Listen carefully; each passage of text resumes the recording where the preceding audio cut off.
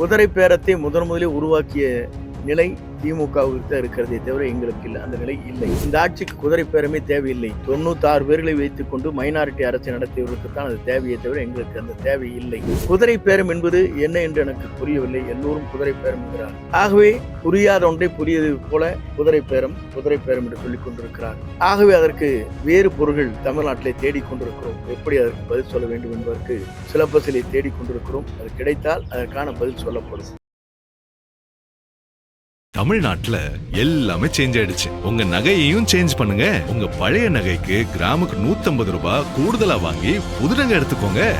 அதே கம்மி சேதாரம் தான் உங்க லலிதால மட்டும்தான். சிட்டாசிஸ் தமிழர் 4.0 அணிகளாய் திரள்வோம், அமைப்பாய் உயர்வோம். ஜூலை 24-25 ஹில்டன், சென்னை. நேத்து அதிமுக பாஜக ஆளுநரை சந்திச்சு குதிரை பேரம் நடக்குது. என்னை பொறுத்தவரையிலும் இந்த குதிரை பேரத்தை உருவாக்கியவர்களே திராவிட முன்னேற்ற கழகம் தெரிந்து கொள்ள வேண்டும். நாங்கள் எதிர்க்கட்சியாக இருக்கின்ற போது, அம்மா இருக்கின்ற போது மதிமுகவை சார்ந்திருக்கிற ராமகிருஷ்ணனை ராஜினாமா செய்ய வைத்து திமுகவில் இணைத்து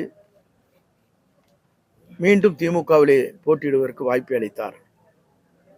நேற்றைய முன்தினம் அனிதா ராதாகிருஷ்ணன் சொன்னாரே, அவரையும் அதைத்தான் செய்தார். அவர் அதிமுகவில் இருந்தவர். குதிரை பேரத்தை முதலில் உருவாக்கிய நிலை திமுகவிற்கு இருக்கிறதே தவிர எங்களுக்கு இல்லை. அந்த நிலை இல்லை.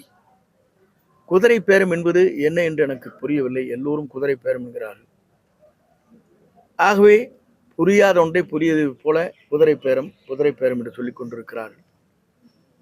ஆகவே அதற்கு வேறு பொருள்கள் தமிழ்நாட்டிலே தேடிக்கொண்டிருக்கிறோம். எப்படி அதற்கு பதில் சொல்ல வேண்டும் என்பதற்கு சிலபஸிலே தேடிக்கொண்டிருக்கிறோம். அது கிடைத்தால் அதற்கான பதில் சொல்லப்படும். வேப்பனஹள்ளி நாகர்கோவில் சட்டமன்ற உறுப்பினருக்கு 50 கோடி ரூபாய் பேரம் பேசப்பட்டது, அமைச்சர் பதவி தரப்பட்டது. இல்லை, அது போன்ற நிலைகள் இதுவரைக்கும் இல்லை.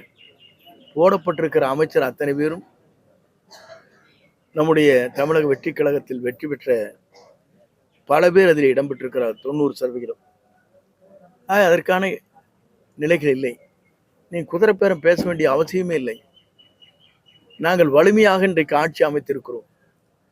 நம்முடைய கூட்டணி அதற்கு வலிமையான ஆதரவை தந்திருக்கிறது. எல்லோரும் சொன்னார்கள், 96 பேரை வைத்துக் கொண்டு மைனாரிட்டி அரசு நடத்தி வருகின்ற திமுக கூட்டணி மந்திரி சபையிலே காங்கிரசுக்கு இடமில்லை. ஆனால் இன்றைக்கு காங்கிரசுக்கும் இடம் கொடுக்கப்பட்டிருக்கு, விடுதலை சிறுத்தைக்கும் கொடுக்கப்பட்டிருக்கிறது, இந்திய முஸ்லீம் லீக்கும் கொடுக்கப்பட்டிருக்கிறது. கம்யூனிஸ்ட் கட்சி மட்டும் எங்களுக்கு வேண்டியதில்லை, நாங்கள் வெளியிருந்து ஆதரவு தருகிறோம் என்று சொன்னார். ஆக குதிரை பேரத்திற்கே வேலை இல்லை. வலிமையான ஒரு ஆட்சி, நேர்மையான ஆட்சி, தமிழ் மக்கள் அத்தனை பேரும் விரும்பிய ஆட்சி. இந்த ஆட்சிக்கு குதிரை பேரமே தேவையில்லை. 96 பேர்களை வைத்துக் கொண்டு மைனாரிட்டி அரசை நடத்தியவர்களுக்கு தான் அது தேவையை தவிர எங்களுக்கு அந்த தேவை இல்லை. ஆளுநர் அதிகார வரம்பை மீறி செயல்படுறாரு. இல்லை, அதற்கான பதிலை சட்ட அமைச்சர் தெளிவாக சொல்லியிருக்கிறார். அதற்கு இல்லை, கூட்டணி அமைச்சர் ஒன்று சட்ட அமைச்சரே அதை சொல்லியிருக்கிறார். ஆகவே அதற்கெல்லாம் அவர்கள் கேள்விக்கும் பதிலுக்கும் நான் இங்கே இடையில இருந்து 100 அமைச்சர் அதை சொல்வது சரியாக இருக்காது. சட்ட அமைச்சர் சட்டம் நுணுக்கம் தெரிந்தவர், நம்முடைய தோழமை கட்சியை சார்ந்தவர், அவர்கள் சொல்லியிருக்கிறார். அவ்வளவுதான். கரூர் சம்பவத்தில் கணக்கு தீர்க்காமல் விட மாட்டேன் அப்படின்னு ஆலோசனை மீனிங் என்ன? இல்லை, கணக்கு தீர்க்காமல் என்பது கரூரிலே நடைபெற்ற நிகழ்ச்சிக்கு அந்த 41 பேர்களுக்கும் அந்த குடும்பத்திற்கு பாதுகாப்பு அளிக்கப்பட வேண்டும் என்ற நோக்கத்தோடு அவர் சொல்லியிருக்கிறாரே தவிர கணக்கு என்பது அதுதான். அதிலே பிணக்கு போடக்கூடாது.